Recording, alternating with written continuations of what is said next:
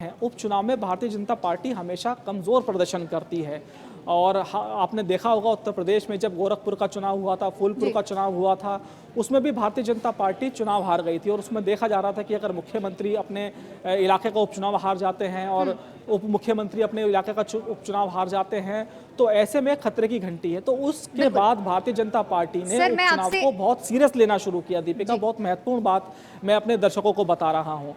तो यहाँ पर हमने देखा कि तमाम जो बड़े नेता हैं वो भारतीय जनता पार्टी के प्रत्याशी के लिए चुनाव में लगे रहे, लेकिन जनता कितना सीरियस लेती है ये बहुत कुछ तय करने जा रहा है। अगर जनता खुलकर भारतीय जनता पार्टी के पक्ष में वोट करती है, जो उसका वोटर निकलता है, तब तो भाजपा की जीत आसान है, क्योंकि भारतीय जनता पार्टी के वोटर को लगता है कि देखिए इस चुनाव से ना मोदी को नुकसान होने वाला है, ना योगी जी को कोई नुकसान होने वाला है, इसलिए हम अपना टाइम क्यों खराब करें। तो ये बहुत महत्वपूर्ण बात है, जबकि विपक्ष के लिए ये जो चुनाव है ये कहीं ना कहीं एक संजीवनी का काम करेगा, क्योंकि विपक्ष अच्छी तरह से जानता है कि इस चुनाव के जरिए भाजपा को हराकर वो पूरे देश में एक बड़ा मैसेज दे सकते हैं। बिल्कुल सटीक विश्लेषण दिया है सर आपने। मैं इससे अलावा और एक सवाल आपसे करना चाहूंगी कि वैसे तो मुकाबला सपा और बीजेपी का है, लेकिन पूर्वांचल में जातियों के बिसात को नकारा नहीं जा सकता है, जैसा कि अभी आपने भी जिक्र किया था। अगर ये जातीय चुनाव है तो इसका फायदा सीधे तौर पर किसको मिल सकता है, आपसे समझना चाहूंगी मैं। हाँ दीपिका, ये भी आपका बहुत अच्छा सवाल है। देखिए पूर्वांचल में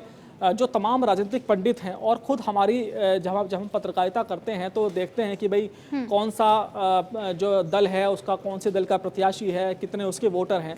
तो कुल मिला के जो मुझे पूर्वांचल का दीपिका गणित समझ में आता है, तो जो पूर्वांचल में लड़ाई होती है वो पार्टी के बीच में ज़रूर होती है, लेकिन वो अपर कास्ट और फॉरवर्ड की लड़ाई भी होती है। देखिए जब अपर कास्ट का प्रत्याशी किसी दल से है और उसके बाद उसका जो मुकाबला है वो किसी बैकवर्ड से है, तो आप यकीन मानिए वहाँ पर जो बैकवर्ड जाति का प्रत्याशी है वो चुनाव जीतेगा।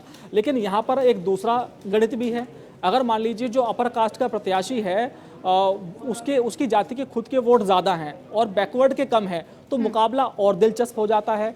लेकिन अगर मुकाबला अपर कास्ट जो माफ़ कीजिएगा जो बैकवर्ड वर्सेस बैकवर्ड का है, यानी कि जो दोनों मुख्य पार्टी हैं वो मुकाबले में दोनों ही प्रत्याशियों को बैकवर्ड उतार देती हैं, तो मुकाबला कांटे का हो जाता है। मैं आपको बताना चाहूँगा उत्तर प्रदेश की एक फतेहपुर सीट है। फतेहपुर सीट पे भारतीय जनता पार्टी ने एक अपर कास्ट के प्रत्याशी को मैदान में उतार दिया, तो वहीं समाजवादी पार्टी ने लोधी समाज के प्रत्याशी को मैदान में उतारा और सबको लग रहा था कि वहाँ पर समाजवादी पार्टी बहुत कमज़ोर है और उस सीट पर भारतीय जनता पार्टी का प्रदर्शन हमेशा से ही खराब रहा। लेकिन आप यहाँ पर देखिए जैसे ही उसने लोधी प्रत्याशी दिया और वहाँ से समाजवादी पार्टी ने अपनी सीट निकाल ली। तो जो पूर्वांचल का गणित है वो जातियों में बटा हुआ है और जो भी पार्टी जब चुनाव में टिकट का बंटवारा करती है तो जातीय गणित को वो ध्यान रखती है और जिस भी पार्टी से जातीय गणित में भूल हो जाती है तो उसका खामियाजा उसे हार के रूप में भुगतना पड़ता है। दीपिका जी, बहुत बहुत शुक्रिया सर आपका हमारे साथ जुड़ने के लिए। और